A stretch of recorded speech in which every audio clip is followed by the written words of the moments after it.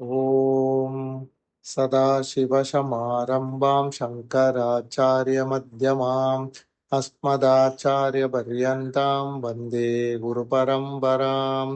ॐ नारायणं नमस्कृत्य नरं चैव नरोत्तमं देवीं सरस्वतीं व्यासं ततो जयमुदीरयेत्. हरि ओम्. இதுவரைக்கும் நம்ம பிருகவம்சத்துல வந்தவாளுடைய கதையை மகாபாரதத்துல சொன்னபடி நம்ம கேட்டோம். இந்த கதையெல்லாம் வைசம்பாயனர் ஜனமேஜயனுக்கு அவர் செய்யக்கூடிய சர்ப்ப சத்திர யாகத்துல சொல்றார். அதே மாதிரி அப்ப அந்த கதையை அவர் சொல்லும்போது அந்த யாகத்துக்கு வந்திருந்த சூதர்ன்ற ஒரு முனிவர் என்ன பண்றாருன்னா, திருப்பி கொஞ்ச நாள் கழிச்சு நைமிஷாரண்யம்ன்ற இடத்துக்கு வரும்போது அங்க சவுனகர்ன்ற முனி நிறைய ரிஷிகளோட ஒரு மிக பிரமாதமான யாகத்தை ரொம்ப நாள் செய்யக்கூடிய யாகத்தை செய்யும் போது அங்க இவரை எல்லாரும் பார்த்துட்டு இவர் ஜனமேஜயன் சபையிலேருந்து வராரு, நீங்களும் அந்த மகாபாரத கதையை எங்களுக்கு சொல்லுங்கோ அப்படின்னு அவளை கேட்க அவளுக்கும் விளக்கமா சொல்றார். அப்படின்றதுதான் நம்ம மகாபாரதம் ஆரம்பிக்கிறது. இந்த மகாபாரத கதையை நம்ம எல்லாருக்குமே தெரியும்.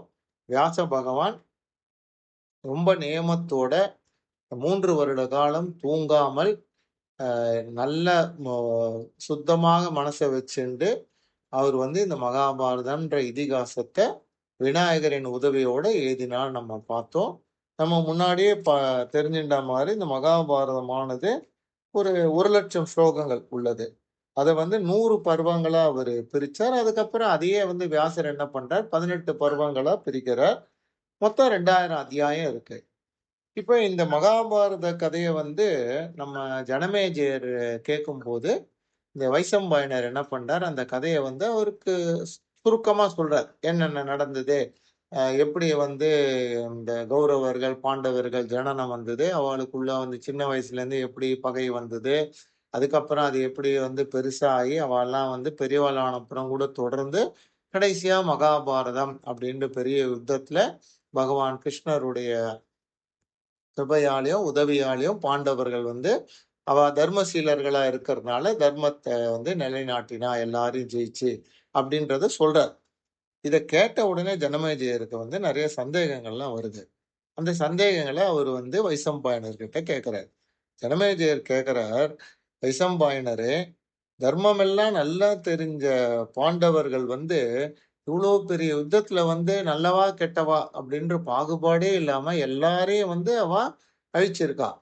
அப்படிப்பட்ட காரியத்தை பண்ணின அப்புறம் கூட இந்த பாண்டவர்கள் எப்படி அழியாத புகழ் பெற்றுட்டு இந்த லோகத்துல நினைச்சிருக்கு.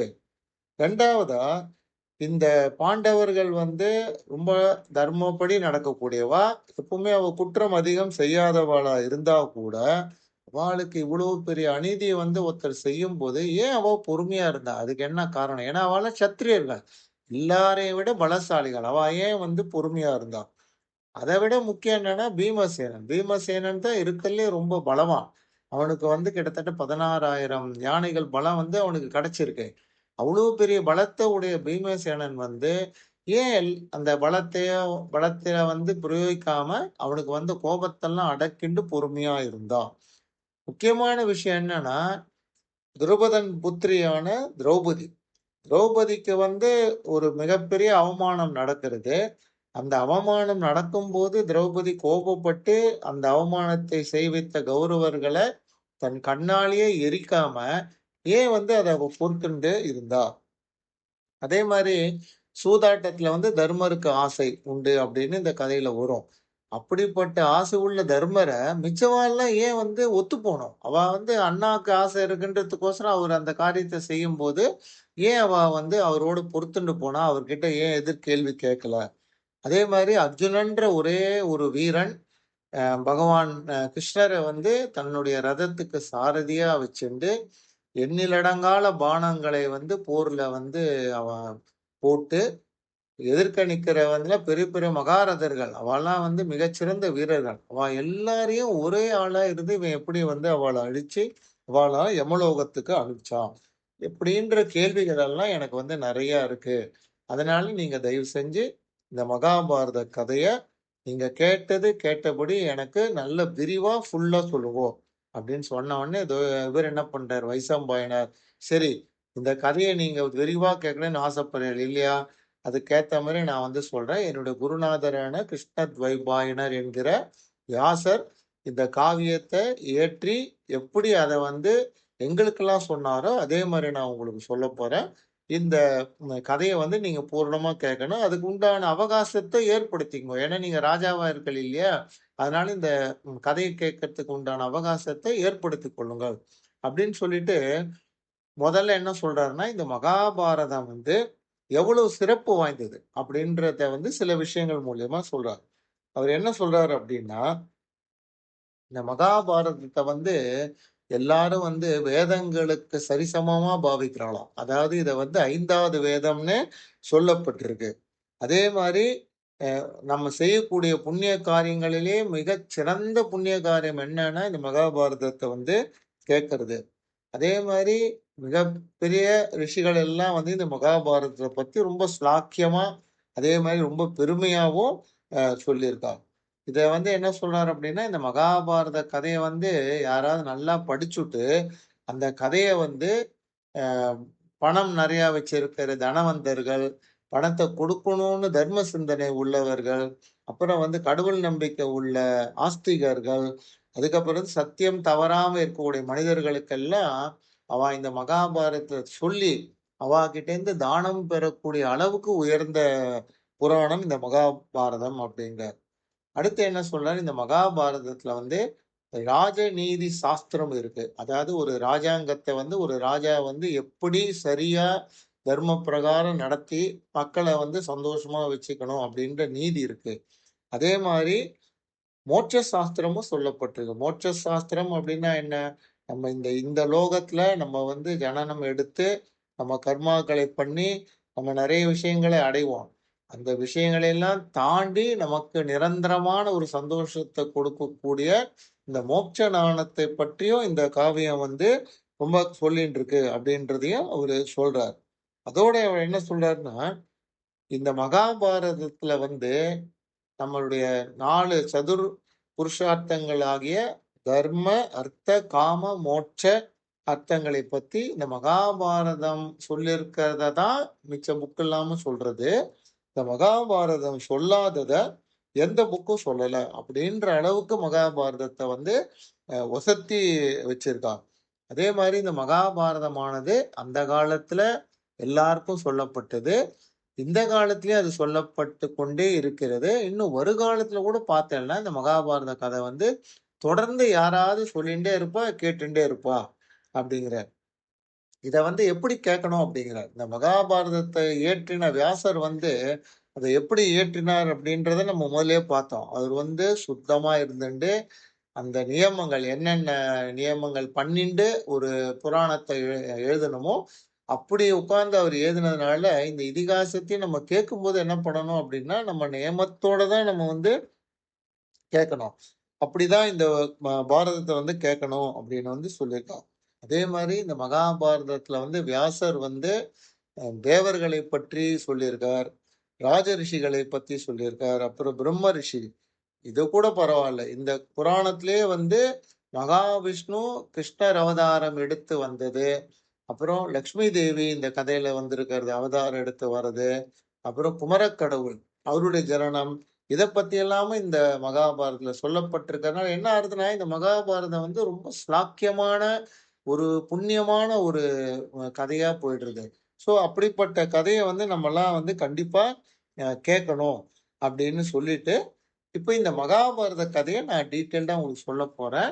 இந்த கதையை கேட்பதனால என்னென்ன பலன் கிடைக்கும் அப்படின்றது ஏன்னா எப்பவுமே ஒரு விஷயத்த நம்ம பண்ணினோம் அப்படின்னா, நம்ம பலாபலன்களை எதிர்பார்த்து தான் செய்வோன்றது மனிதனுடைய இயல்பு இல்லையா? அதனால வைசம்பாயனர் வந்து ஜனமேஜயன் ராஜா கிட்ட சொல்றார். இந்த மகாபாரதத்த சொல்பவருக்கும், கேட்பவருக்கும் என்னென்ன மாதிரியான பலன்கள் கிடைக்கும் அப்படின்னு சொல்லிட்டு முதல்ல ஆரம்பிக்கிறார். இந்த மகாபாரத கதைய யார் ஒருத்தர் நேமத்தோட மன சுத்தியோட ஒருத்தருக்கு சொன்னாலும், அதை எவ்வளோ பேர் யார் கேட்டாலும், அவாளுக்கு வந்து பிரம்மலோகம்ன்ற லோகத்துக்கு போயி, பிரம்மாவுக்கு ஈக்குவலான ஒரு ஸ்தானம் கிடைக்குமாம். ஜஸ்ட் மனசுல நெனச்சு பார்த்துக்கோ. அப்படிப்பட்ட உயர்ந்த ஸ்தானம் வந்து இந்த கதையை கேட்பவர்களுக்கு கிடைக்கும். அதே மாதிரி இந்த மகாபாரதத்தை வந்து தர்மவான், அதர்மவான், கொடியவன், நல்லவன் அப்படின்ற பாகுபாடோட தானே நம்ம மனுஷால பார்த்துட்டு இருக்கோம் இல்லையா? அப்படி கொடியவன்னு சொல்லப்படக்கூடிய ஒருத்தன் வந்து இந்த மகாபாரதத்தை கேட்டான்னு வச்சுக்கோ, அவன் வந்து கர்ப்பத்தையே கொலை பண்ணக்கூடிய அளவுக்கு ஒரு குற்றத்தை பண்ணியிருந்தானா கூட, அந்த பாவங்கள் வந்து க்ஷணத்துல அவன விட்டுட்டு நிவர்த்தி ஆயிடும். அதே மாரி வந்து சந்திரன் எப்படி ராகுவால விடப்பட்ட உடனே அந்த சந்திரன் வந்து பழையபடி பரிபூரண ஒளியோட இருக்கானோ, அது மாதிரி இந்த கதையை கேட்டவா வந்து அவ செய்யப்பட்ட எல்லா பாவங்களையும் ஒரு நிமிஷத்துல அவள விட்டு அது விலகி போய் அவ ரொம்ப சந்துஷ்டியோடையும் நல்ல ஆரோக்கியத்தோடயும் இருப்பாளாம். இந்த கதைய வந்து மகாபாரதத்தை வந்து ஜெயம்னு கூட சொல்லுவாளாம். அதாவது என்னன்னா, யாருக்கு வந்து ஜெயம், வெற்றி வேண்டும் அப்படின்னு நினைக்கிறாளோ, அவ வந்து மகாபாரதத்தை கண்டிப்பா வந்து கேட்கணும். அப்படின்னா என்ன அர்த்தம் அப்படின்னா, ஒரு ராஜா வந்து இந்த பூமியில இருக்கிற ராஜ்யங்களை எல்லாம் வந்து ஜெயிச்சு, அத வந்து தன்னுடைய சொந்தமாக்கிண்டு, ஒரு தர்ம சிந்தனையோட நல்லாட்சி பண்ணணும் அப்படின்னு நினைக்கிறவ வந்து இந்த கதைய கேட்டா போதும். அவளுக்கு கண்டிப்பா அந்த ஜெயம் வந்து கிடைச்சிடும். அதே மாரி இத கேட்கக்கூடிய ராணிகளுக்கு வந்து அந்த ராஜ்யத்தை நல்ல பரிபாலனம் பண்ணக்கூடிய ஒரு இளவரசனோ, இல்ல ஒரு நல்ல ஸ்தானத்தை அடையக்கூடிய மகளோ வந்து கண்டிப்பா அவளுக்கு பொறப்பாளாம். அதே மாரி இந்த மகாபாரதத்தை கேட்கிறவளுக்கு வந்து சந்தான பிராப்தி, அதுலயும் வந்து புருஷ சந்தான பிராப்தி வந்து கண்டிப்பாக கிடைக்கும். அப்படின்னும் இந்த மகாபாரதத்தை பத்தி ஸ்லாக்கியமா வந்து நம்ம வைசம்பாயனர் சொல்றார்.